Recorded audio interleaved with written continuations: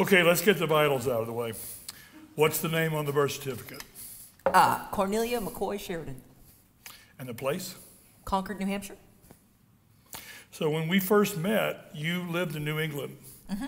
And then for many years, you were in Moab, Utah. Mm-hmm. Now back in New England, specifically Boston now, right? Yep. Mm-hmm. Does you feel like you're home now?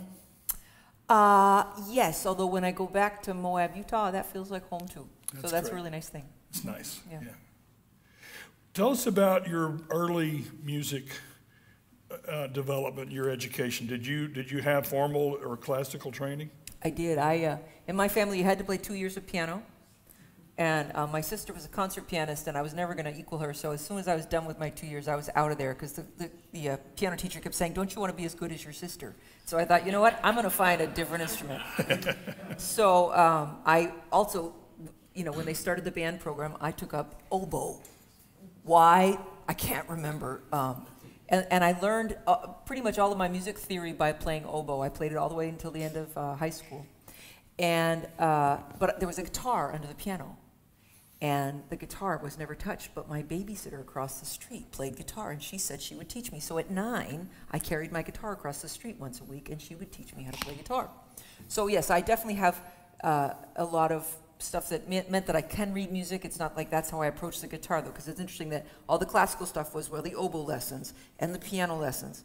But then when you played guitar, it was fun, because it just said little boxes, and there was an A chord over one, and then a D chord, and it was so much less worry than having to read the music. So every time it came to guitar, it was like relaxing. So, when you brought it, when you did that, did you bring any of that theory to the guitar? I do now. I didn't for a long time.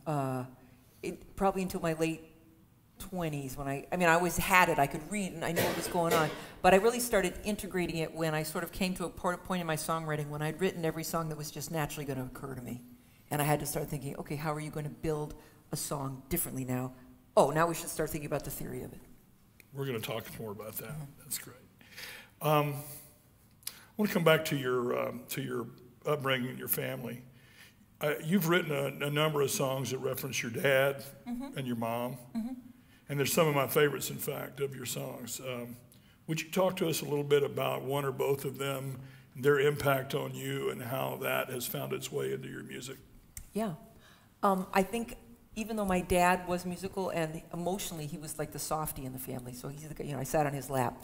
My mom's family was the more musical, and her father was my greatest musical influence. My grandfather, who used to come to the house and he would play stride piano. He would entertain us for Thanksgiving and Christmas. And he taught himself how to play piano, and he played that beautiful stride. And we had this old grand piano, and I could sit under it as a child. And if you've ever looked under a piano where the soundboard is, there's huge squares of the bracing. Well, if you're 5 years old, your foot fits perfectly inside that bracing, and you feel the piano, and you feel everything it does. It's like having, your feet are getting the entire sound. And I fell in love with acoustic music because of that huge amount of energy coming at me from the piano. And you wrote a song about that. I did. I wrote a song about my grandfather doing that very thing. Yeah. You want to do that? Sure, yeah. I can do that. We have to do an open tuning. So George would play the music, and he had taught himself to play piano.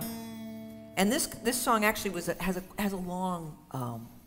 18-year arc of creation. When I was in high school, I went to a boarding school, and it was in the 80s when everybody's a little bit hippy-dippy. And they let me have a senior project of learning how to be a folk singer. And I got to go to bars, and I had a guitar teacher, and he said, we're going to write songs. So this is a song that I wrote for my senior recital in high school. Part of it. And then I put it away for 18 years because it really wasn't quite what this song is now. But the generous, the seed of it definitely was that. And over the years as I performed it, I wanted to get people to have a feeling of what George felt like when he showed up. So here's how it starts.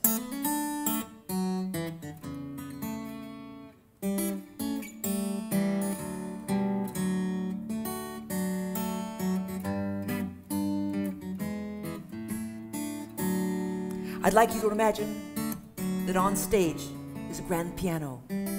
Seated at it is a man in a gray suit with a red tie.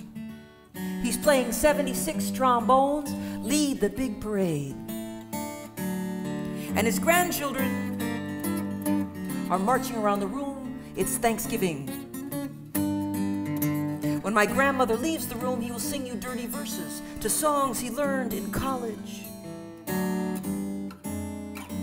Get out your old rubber bustle, get out and hustle, 'cause the rent is coming due. While you're out there making money, I'll be waiting for you, honey. If you can't get 5, take 2. Well, my grandfather used to play 76 trombones,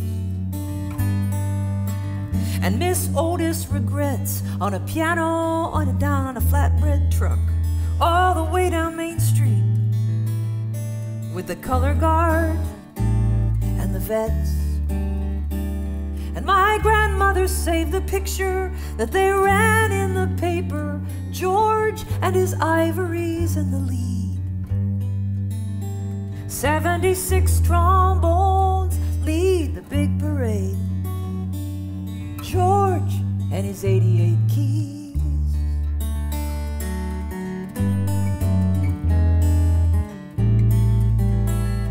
And Miss Otis regrets that George will be unable to lunch today, 'cause he's down the hall in his room with some childhood tune that will not get out of his way.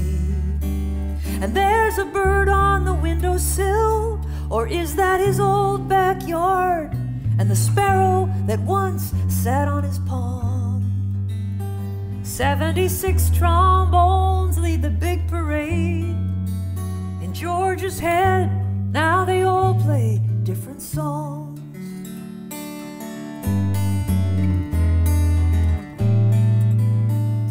And she wore a tulip, a big yellow tulip, and he wore a big red rose. And George wears what the nurse dresses him in. Now he can't understand his clothes. And my grandmother comes to help him eat his lunch every day and sits with him through the long afternoons. 76 trombones lead the big parade, and love does not forget its tune.